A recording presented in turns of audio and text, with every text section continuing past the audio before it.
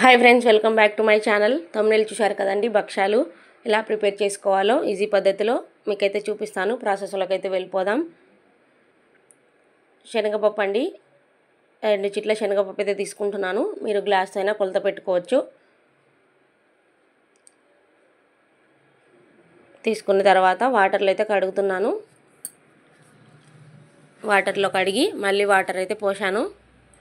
సగం కంటే ఎక్కువే పోసానండి. స్టవ్ మీద అయితే పెట్టేశాను. ఉడికేటప్పుడు ఈ విధంగా పైన పొంగ అయితే తీసేసుకోండి ఫ్రెండ్స్. మీకు కుక్కర్లో పర్ఫెక్ట్గా ఉడకబెట్టుకునేటట్లయితే వచ్చేటట్లయితే అలానే ఉడకబెట్టుకోండి. నేను మీకు ఈజీగా ఉండడం కోసం ఇలా చూపిస్తున్నాను అనమాట. ఇంకా ఉడుకుతున్నాయండి. ఇప్పుడైతే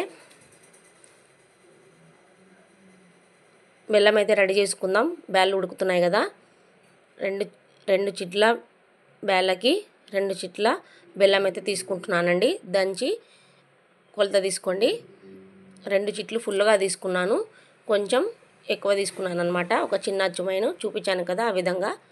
ఇంకా ఇప్పుడైతే బ్యాళ్ళు అయితే ఉడుకుతున్నాయండి, ఉడికిపోయాయి. మీరు ఉడకబెట్టుకునేటప్పుడే పెద్ద డెక్షలో పెట్టుకోండి, ఎందుకంటే ఉడికిన తర్వాత నిండాగా వచ్చేస్తాయి కదా, అందుకోసమని చెప్తున్నాను.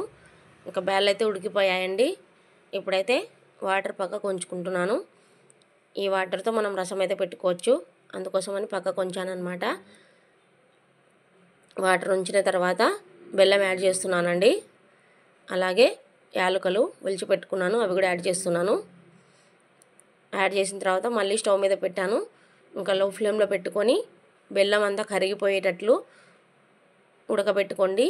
ఈ విధానంగా చేయడం వల్ల మనకు భక్షాలు ఎక్కువ రోజులు పాడవకుండా ఉంటాయి. అలాగే టేస్ట్ కూడా బాగుంటాయండి ఉడకబెట్టి చేసుకోవడం వల్ల, బెల్లం అంతా కరిగించి. ఇంకా ఇప్పుడైతే పిండి కావాలి కదా, రెడీ చేసుకుందాం. ఇదైతే పేని రవ్వ అండి, 1.5 పేని రవ్వ తీసుకున్నాను. సగం మైదా పిండి, ఇదైతే మైదా అనమాట, మైదా పిండి తీసుకున్నాను.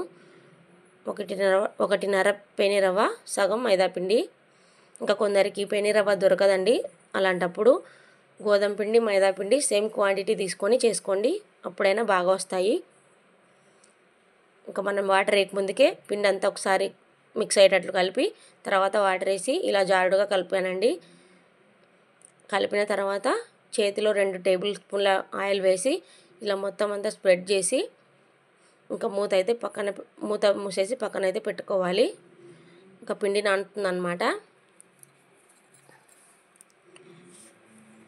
ఇంకా నేనైతే బ్యాళ్ళు గ్రైండర్ దగ్గర పెట్టేసి వచ్చానండి. పూర్ణం అయితే రెడీ అయిపోయింది. ఇంకా ప్రాసెస్ అయితే స్టార్ట్ చేద్దాం. ఇదైతే పెయింట్ డబ్బాల మూత అండి.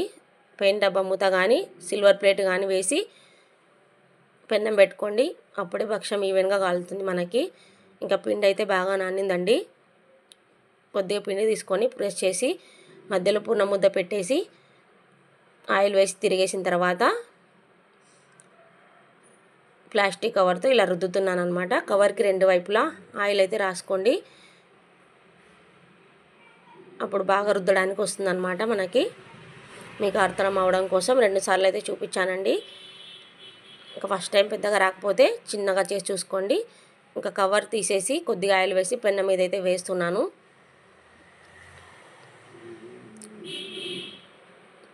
ఇప్పుడైతే కాలిందండి, తిప్పేస్తున్నాను. తిప్పేసిన తర్వాత ఒకసారి సలాక్తో అలా కొట్టుకోవాలి. ఈ విధానంగా అయితే మొత్తం అంతా పిండి అంతా చేసేసాను ఫ్రెండ్స్. చూడండి, మీకు అర్థమైంది అనుకుంటున్నాను.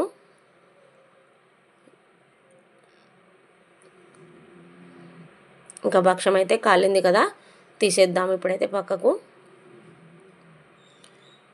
మనకు తిప్పేసేటప్పుడు పొంగుతుందండి, అప్పుడు కాలిందని అర్థమైనట్లు తిప్పేసుకోండి. ఇంకా కాలిందండి, ఇప్పుడైతే పక్కకు తీస్తున్నాను. ఇంకా భక్షాలు అయితే ఆరబెట్టానండి. ఆరబెట్టిన తర్వాత ప్లేట్లో పెట్టేశాను. బాగా ఆరిన తర్వాతనే ప్లేట్లో పెట్టుకోండి ఫ్రెండ్స్, లేకపోతే ఒకదానికొకటి అతుక్కుపోతాయి. ఓకే ఫ్రెండ్స్, ఈ విధానంగా అయితే చేశాను. ప్రాసెస్ అయితే నచ్చినట్లయితే లైక్ చేయండి, షేర్ చేయండి, కామెంట్ చేయండి, అలాగే సబ్స్క్రైబ్ చేసుకోండి ఫ్రెండ్స్.